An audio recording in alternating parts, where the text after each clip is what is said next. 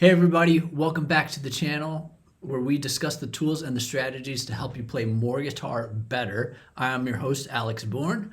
I'm a pro guitar player and teacher based in the US. In this video, we will talk about the 5 most common mistakes that students make when they're first starting out. Mistake number 1 is students put too much pressure on themselves to get good when they're first starting out. Learning guitar, playing any musical instrument, and getting good at it, and even becoming a professional or reaching a professional level, or getting good enough to be in a band, it takes a long time, and it becomes a lifestyle. It becomes something you do every day, and that's not something that starts overnight as soon as you take a guitar lesson. It's something that you gradually work yourself into. A lot of students think that they need to get good overnight, and it's way too much pressure.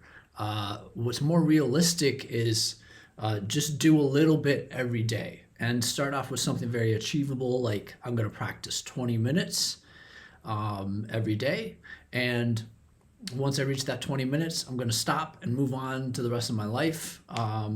And if I feel really excited about what I'm doing at the end of the 20 minutes, I can keep going a little bit. But you still want to keep it small because you don't want to burn yourself out, and you don't want to get in the way of the other important things in your life. The other thing that I get a lot with students who are thinking about stopping or feeling overwhelmed is they feel like they're wasting the teacher's time. To me, that's always sounded like a really weird thing to say, and maybe people don't really think about it or think through it enough before they say it.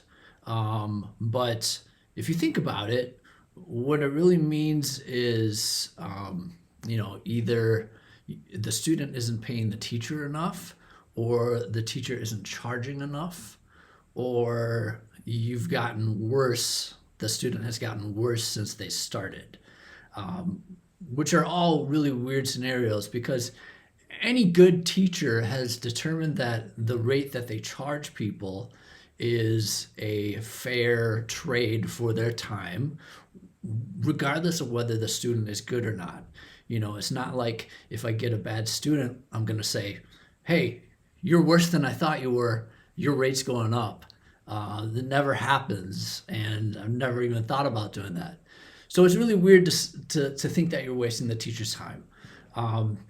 And if you feel that way, you need to be specific about what your challenge is, because then the teacher can help you. And part of being a new student is not knowing what you don't know. And so if you just come to your teacher with your challenges, you might find that there is a solution or a treatment for your problem. The other thing that students put a lot of pressure on themselves to do is to get things right on the first try. It hardly ever happens with anybody, even good students, good players. A lot of times you have to try things. You have to try things over and over again, do them in order to get good at it or in order to execute it. And when you see someone maybe who's been playing a long time and they can get something right on the first try, you don't know how much time and effort they've put into training the skills that have got them to be able to do that. For example, ears. There's a whole discipline of training your ears to hear notes relative to a key. And some people are really good at it, but it's something you can train your ears to do. Just like you can train your eyes to see shapes and colors and recognize them, you can train your ears to hear sounds. And so some people have gotten really good at that, and it's a very useful tool because you can hear something and you can play it right away. But that can take a lot of practice to get good at that.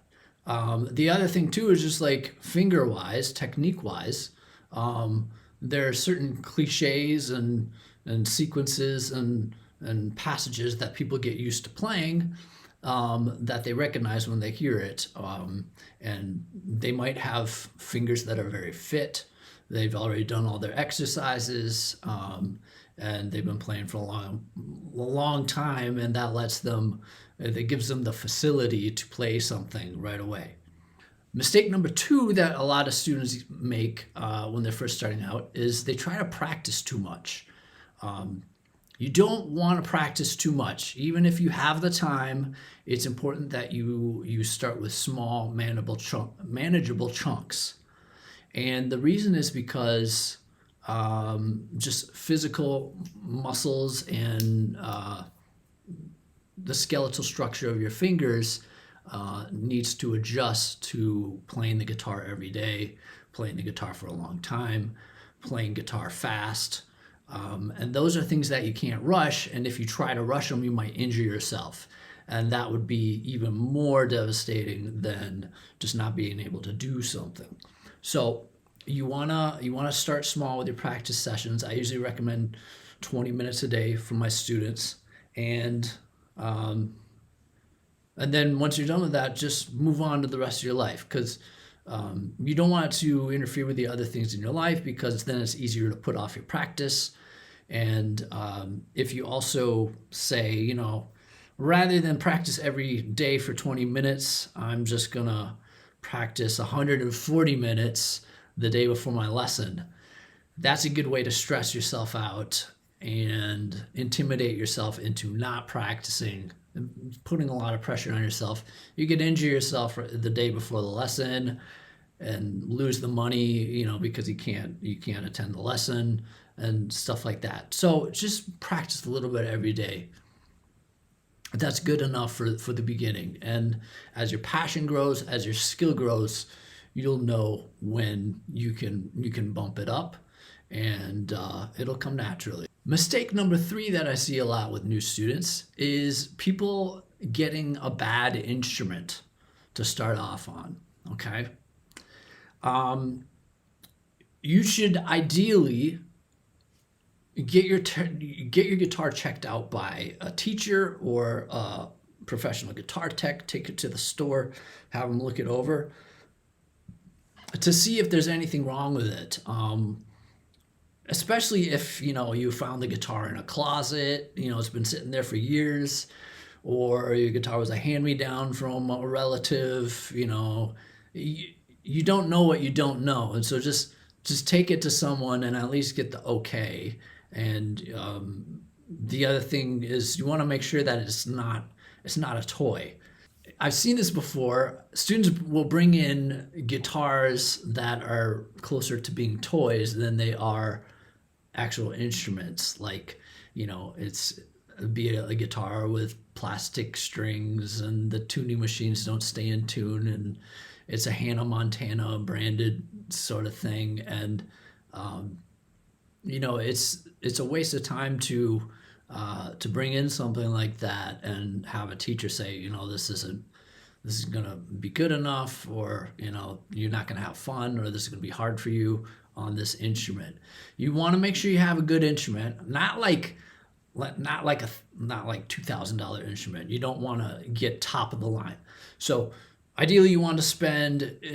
You can expect to spend about $250 to $600 on a beginning instrument, depending on how savvy you are shopping for one. And that's pretty normal. If you look at the prices of other instruments like French horns, saxophones, violins, you're looking at like $900, $1,000 to start off on one of those for a beginner instrument. So guitar is not a bad deal, and I see a lot of people cutting corners on that and just getting the bare minimum freebie hand-me-down and not getting it checked out even, and bringing it into their first lesson. So don't do that. Don't be that guy. Mistake number 4 that I see a lot is that new students start off with the raw material.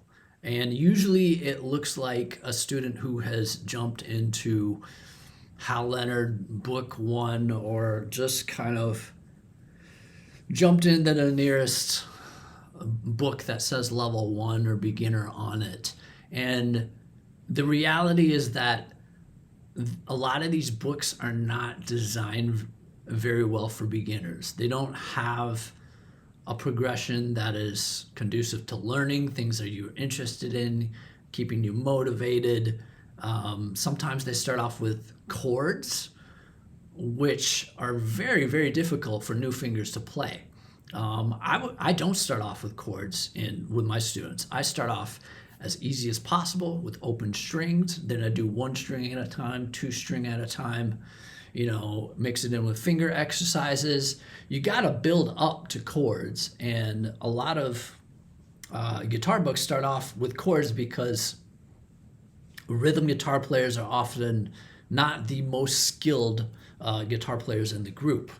And the most basic thing to do on a guitar is to accompany singing or other instruments, and that would require that you know how to play chords. But you can't start with chords. You got to build up to chords, and not a whole lot of books teach that or teach a logical progression up to that. So, for example, a lot of method books start off on fret 1, and they'll give you an exercise on fret 1. And fret 1, in my opinion, is not the best place to start an exercise because the frets are too far apart. They're unnaturally far apart down there on the guitar, okay? And this is just a really easy adjustment to make, but it shows you how little the method books and the publishers have thought about beginning guitar, the beginner learning process. I like to start higher up on the neck where the frets are closer together, and that way it's more natural to the fingers, and then you work your way down and stretch your fingers out. So that is one of my peeves with beginner books.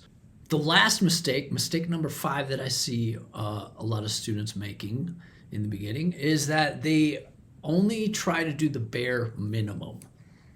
And there's a difference between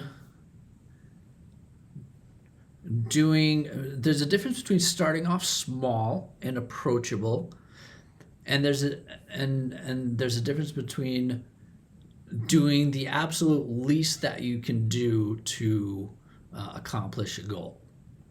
And they're not the same thing, okay? So I like to start off easy strings, easy on the fingers, building up dexterity and strength. And I only recommend 20 minutes a day for my beginners because you want to make it approachable. You want it to be easy. Like, if you don't have 20 minutes in a day to practice, I don't think you should be learning guitar, okay? So most people who agree with that statement are like, yeah, 20 minutes, that's easy. So that's the idea. That's why you start off with 20 minutes. And I don't say, if you want to, you can practice more. If you're really into it at the end of 20 minutes, keep going. It's important to work on something that you're passionate about. There's value in that. But you want to make it approachable, and you don't want to put it off. You don't want it to interfere with the rest of your life because that makes it harder to practice. The other thing I see a lot of students doing is even schools and students do this, is they just sign up for the first month. We'll give it a month and see how it goes. Well, let me tell you something. You're not going to get permanent results in 1 month, not even 2 months. I just say 3 months is where you start to see real permanent results. Before that, you might see fleeting, semi-permanent results, and those are exciting. But after 3 months, it starts to be like in there, like you got it, you learned it, it's solid. So don't start off with the bare minimum. Get a good instrument, okay? Get it checked out. Make sure it's in working condition. Make sure it's not a toy. Even if you get a hand-me-down, get it checked out. Make sure it's a good starting instrument. Don't sign up for the bare minimum, okay? Even if you just want to play for yourself, you should at least think about investing 3, 6, 9 months, a year into this, and just have that be the expectation. because otherwise it's going to feel like a waste of time, and that's going to build resentment. So make sure you invest in your success. Don't take the cheap route. And also make sure you have time to practice. Okay, a lot of people just sign up for lessons because they got a guitar, but they don't think through the second and third steps of learning something. Like, you need to have practice time every day. Sometimes that means you need to sacrifice things. Netflix, time with friends, hanging out with them, maybe waking up early, going to bed later. You got to make time to do that. So that's another thing that you need to remember. All right, so those are the 5 mistakes that I see beginners making a lot, and that concludes this video. Thank you so much for watching. If you'd like to check out my latest video, go ahead and check out the link somewhere in the screen here. Thanks so much for watching. I'll see you soon. Bye.